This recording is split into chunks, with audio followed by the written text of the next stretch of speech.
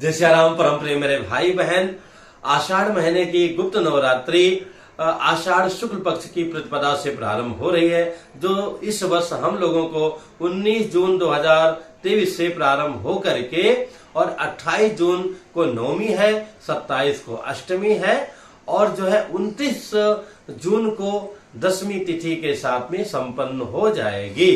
क्योंकि 28 को मंगलवार है और व्यवहारिक दृष्टि से मंगलवार को विदाई नहीं होती है और विसर्जन का कार्य आदि जो है दशमी में करना श्रेष्ठ माना गया है, जो कि 29 तारीख को मिल रही है। तो मेरे भाई बहन, इस गुप्त नवरात्रि का पूर्ण लाभ हम लोगों को अधिक से अधिक बढ़ चढ़ करके लेना चाहिए। जैसा कि आप सभी लोग जानते हैं, 4 नवरात्रियां होती हैं, 2 गुप्त 2 प्रगट। प्रगट शारदीय नवरात्रि होती है और दूसरी जो है चैत्र नवरात्रि होती है। और जो है गुप्त नवरात्रि एक अपना आषाढ़ महीने की होती है और दूसरा माघ महीने की होती है। तो हमारे जीवन के जो भी गुप्त संकट हैं, चाहे वो बीमारी से हो, चाहे अपने देनदारी से हो, कर्जे से हो, अथवा पारिवारिक कलह से हो, मर मुकदमा आदि से हो, पड़ोसियों से अथवा जो है दुश्मनों से आप पीड़ित हो, राजनीतिक हो, आर्थिक हो, व्यवहारिक हो, व्यापारिक हो, किसी भी प्रकार से, अथवा पति पत्नी से, अथवा पुत्र पिता से, पिता पुत्र से, पुत्री से, किसी से भी, मतलब कोई भी संकट ऐसा है जो आप अंदर अंदर से परेशान होते जा रहे हैं, उसका समाधान नहीं मिल पा रहा है, उन संकटों को दूर करने के लिए गुप्त नवरात्रि में विशेष रूप से माता रानी की उपासना करनी चाहिए। उपासना की विधि वैसी ही है जिससे आप जो है शारदीय नवरात्रि में घट स्थापन इत्यादि करके विधिवत करते हैं।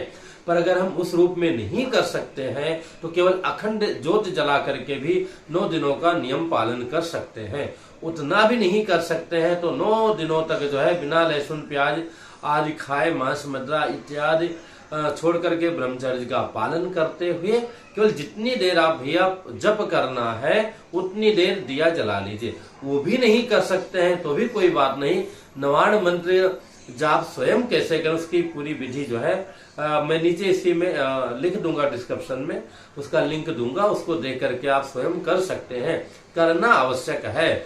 माता रानी की उपासना तो सर्वोत्तम है, वो भी जहां जहां उनका स्थान है वहां जाकर के, उनमें से किसी भी स्थान पर जाकर के, चाहे आप जो है विंध्याचल चले जाएं, चाहे शारदा मैया के यहाँ चले जाएं, चाहे पर वहां वैष्णो माता जी के यहाँ जाएं, लेकिन वहां जाने में असुविधा है अथवा वहां जाने के बाद ढंग से आप नहीं कर पाएंगे तो आप जहां हैं वहीं कीजिए।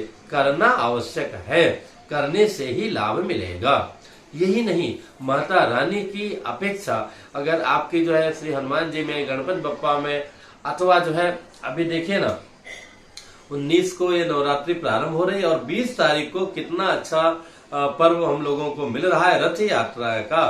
तो आप चाहे जगन्नाथ स्वामी जी के उपासक हैं, जिस भी भगवान के प्रति प्रेम है, किसी बाबा या दादी के नाम पर नहीं, भगवान के नाम का जिनका शास्त्रों में वर्णन आया है, 100, 200, 400 साल पहले पैदा हुए इन लोगों में से, उनकी अच्छी बातों को सुनिए। लेकिन जो तपस्या करनी है भगवान के मंत्रों का, उनके नाम का जाप करके ही हमारा कल्याण होगा।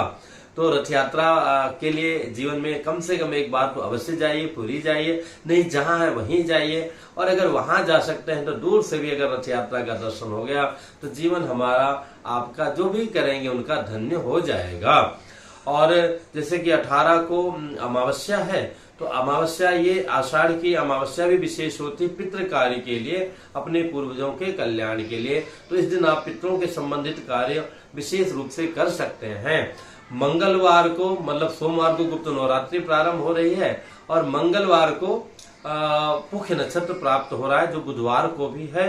तो ये दोनों दिन भी कोई विशेष कार्य आप कर सकते हैं। बहुत ही 20 और 21 तारीख भी बहुत ही कल्याणकारी है। तो ये पूरा जो सेशन है गुप्त नवरात्रि का अपने आप में अद्भुत है। आप स्वयं अनुष्ठान कीजिए, तब कीजिए अगर आप, भगवान ने आपको धन दिया है और साथ में समस्या भी दी है और स्वयं करने में दिक्कत है, क्योंकि हर कार्य हर व्यक्ति नहीं कर सकता है। विशेष कार्य के लिए छोटा मोटा यहाँ पर ये हो जाएगा तो आप स्वयं लाके सीमेंट लगा सकते हैं, और विशेष होगा तो कारीगर को लगा के, नहीं कहीं ये भी टूट जाएगा, ये भी टूट जाएगा। इसी प्रकार से विशेष चीजें हैं तो जो जानकार आचार्यगण है उनसे कराना चाहिए। अगर आपके पास आचार्य नहीं है अथवा है विश्वसनीय नहीं है या उनके पास समय नहीं है तो आप मेरे चैनल के माध्यम से आप चाहेंगे तो मेरे साथ बहुत सारे आचार्यों का सहयोग बना रहता है, उनके द्वारा भी आपके कल्याण के लिए अनुष्ठान करा सकते हैं। आप चाहेंगे आपके यहाँ जाकर के अथवा जहां भी संभव होगा वहां हो सकता है आपके कल्याण के लिए। उसके लिए भी जो मेरे चैनल का नंबर है 7021616365 पर जो नीचे डिस्क्रिप्शन में है आप व्हाट्सएप कीजिएगा, हमारे सहयोगी अवश्य आपको उत्तर देंगे। पुनः मिलूंगा एक नई जानकारी के साथ में। माता रानी की कृपा हम सब पर बनी रहे, सभी का कल्याण हो। बहुत बहुत शुभकामनाएं। जय सिया राम।